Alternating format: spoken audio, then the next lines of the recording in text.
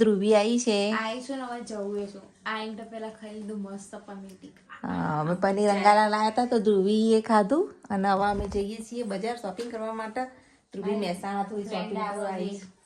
મારી બે ફ્રેન્ડ આવે ઝલક ને પ્રિયા બે. એવું છે તો ચલો એમની ફ્રેન્ડ આવે ધ્રુવીની બે તો આપણે શોપિંગ કરવા માટે જઈએ ટીવી લઈ. તાર તો ધ્રુવી ચલાવી લે ને અમે બે જઈએ પાછળ વળતા હું ચલાવીશ. જો બજાર તો પહોંચી ગયા છીએ. કોટ વાળો રોડ આપણે જવાનું અમારા મહેસાણાનું બજેટ.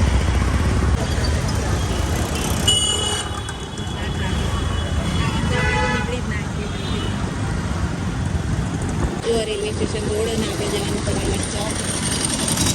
ફાઇનલી આપણે આવી ગયા છીએ સવારમાં 10 વાગે ઘરનું બધું કામ બતાવી તોરણવાળી ચોક. બનાવવાનું બધો સામાન લઈ લીધો. અહીંયા ફેમસ નમકીનમાંથી જો અહીંયા આમાં કેકનું બધું જે જોઈતું હોય ને મળતું હોય છે. આના બસ સ્ટેન્ડ છે શિલાજીવાન તોરણવાળી. ચલો તારા હવા ઉપડી આગળ. ચલો ધ્રુવીન ફ્રેન્ડ આવી ગયા છે બે મજામાં. હા એ ચલો તાર શોપિંગ કરીએ. ચલો ગાઈસ શોપિંગ કરીએ. ધ્રુવીન બેનપણીના જેકેટ ને બધું લેવું હતું તો શોપિંગ કરી રહ્યા છે અત્યારે ઢગલા માર્કેટમાં આવ્યા છીએ. અને અમારા સબસ્ક્રાઈબર મજામાં. જેન્ટ્સ માટેનું પણ મસ્ત મજાનું કલેક્શન જેકેટો ને બધું તો આવજો અહીંયા કાકાના સેલમાં. અમારા મહેસાણાનું ઢગલા બજાર. અહીંયા બધું ઢગલા બજાર ભરાયું હોય મજા આવે ને. આવી રહ્યું જો ગોડાઉન આખું ગોડાઉન છે. માઉન્ટનો દાળ ઉતરો ધ્રુવી. માઉન્ટનો દાળ ઉતરો. હવે દુલ્હન ડ્રેસીસમાં આવ્યા છીએ ડ્રેસ લેવા માટે બધા અને પસંદગી થઈ રહી છે તો ચલો ડ્રેસ જોઈએ. જો મસ્ત મસ્ત ડ્રેસિંગ છે. અચ્છા સિદ્ધપુરી બજાર અને દુલ્હન ડ્રેસીસમાંથી અમે ખરીદી કરી લીધી છે અત્યારે ને અમે હવે જઈ રહ્યા છીએ ઘરે. ચલો આચાર ચોકથી સીધા ઘેર ધ્રુવીમાં મૂકવા આવે છે. અત્યારે હું ને ધ્રુવી આવી ગયા છીએ મેવાડ પકોડી સેન્ટર. તો ચલો આપણે પકોડી ખાઈએ.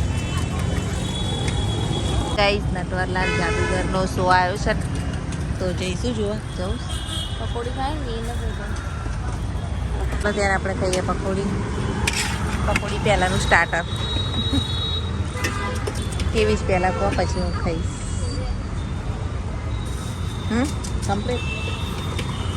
હવે ફાઇનલી ઘરે આવી ગયા અને ધ્રુવીને તો બસ સ્ટેન્ડ મૂકી દીધી હતી અને ત્યાંથી વિસનગર જવા માટે ધ્રુવી નીકળી ગઈ હતી. તો ચાલો ત્યારે થોડો આરામ કરીએ. તો સવારમાં આપણે વહેલા ઉઠીને બધું કામ પતાવી અને હવે રસોઈ બાજુ વળીએ. અને આજે મેં શું બનાવીશ ચલો બતાવું. એક સ્પેશિયલ રજવાળી સબ્જી. ચલો જોઈએ. આજ કંઈક નવો અખતરો કરીએ તો નવી જાતની સબ્જી બનાવું છું. એક થોડો ફુદીનો, કટકો આદુ, કાજુ, ડુંગળી, ટામેટાં અને મરચાં. જુઓ આ બધું પહેલાં આપણે તેલ એક જ ચમચી લેવાનું છે અને આ બધું વઘારી દેવાનું. મોટું કાપ્યું છે કારણ કે આના મિક્સરમાં આપણે ઠંડુ થાય ને પછી ગ્રેવી કરવાની છે. જુઓ આ રીતે સરસ મજાનું બધું મિક્સ કરી દેવાનું અને ચડી જાય ને થોડું ત્યાં સુધી એને મિક્સ કરતા રહેવાનું. હવે એની અંદર આપણે એક થોડું મીઠું એડ કરીશું. એકદમ થોડું મીઠું નાખવાનું છે અને લગભગ 5 મિનિટ સુધી એને આવી રીતે એકદમ મીડિયમ ફ્લેમમાં શેકી રાખવાનું. કાજુ મેં થોડા વધારે નાખ્યા છે કારણ કે ગ્રેવી સરસ મજાની જાડી બને.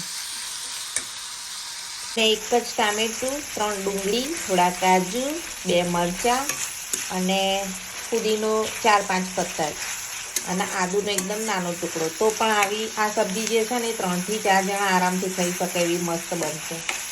તો જો આવી રીતે ડુંગળી એકદમ ટ્રાન્સપરન્ટ જેવી થઈ જાય ને, બહુ એનો લાલ નહીં કરી દેવાની, ખાલી ટ્રાન્સપરન્ટ થાય ત્યાં સુધી જ એને આ રીતે ચેડવવાનું અને બંધ ગેસ કરી આ વસ્તુ જ્યારે ઠંડુ થાય ને પછી એને મિક્સર જારમાં લઈ અને ક્રશ કરી દેવાનું.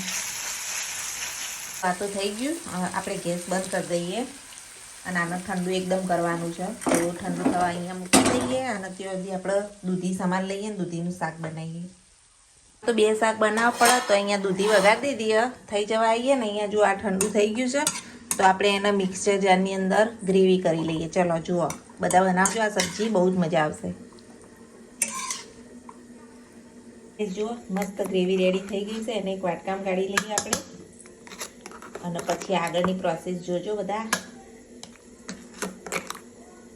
હવે આ સબ્જીને આપણે ક્રશ કરી લઈએ સરસ રીતે અને આગળની પ્રોસેસ જોતા રહેજો.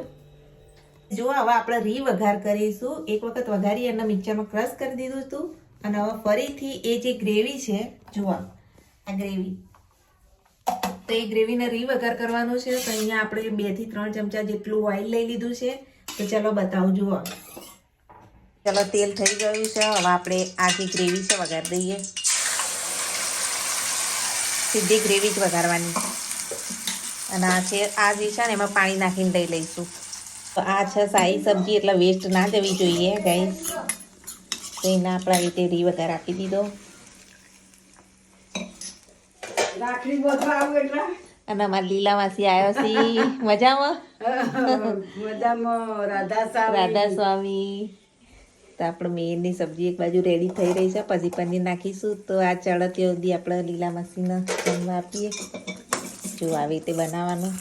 લીલા માસી તો ખાટલા ઉપર ખાવા બેઠા, વ્યાતું નહીં એટલે. અને આવું તો એકદમ ઓછું પસંદ આવશે સબ્જી, એટલે આ તો મેં પણ આપણે બનાવીએ છીએ. દાદાને મેનો નહીં ભાવતું આવું. તો આપણે હવે આમાં મસાલા કરવાના. મરચું, મીઠું અને હળદર નાખી દઈશું. ચાલો, અને ધાણા જીરું પાવડર. લીલા માસી વાતો કરે જઈશી, આપણે વાવડી જઈએ અને રથે જઈએ. અને મીઠું આટલું નાખી અને મિક્સ કરીને ઉકળવા દેવા થોડી વાર. માસી પનીર તો નહીં ખવાય, પણ એમને કાજુનું શાક આવીએ ચાખવા. ભાવે છે, જોઈએ. ચાખી તો જુઓ કેવું બન્યું. કાજુનું શાક.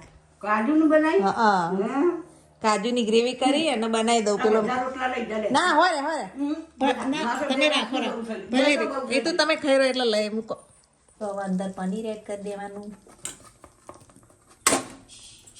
જો પનીર એડ કરી અને હવે આપણે અહીંયા અંગારા મૂકી દીધા ગરમ થવા માટે. જુઓ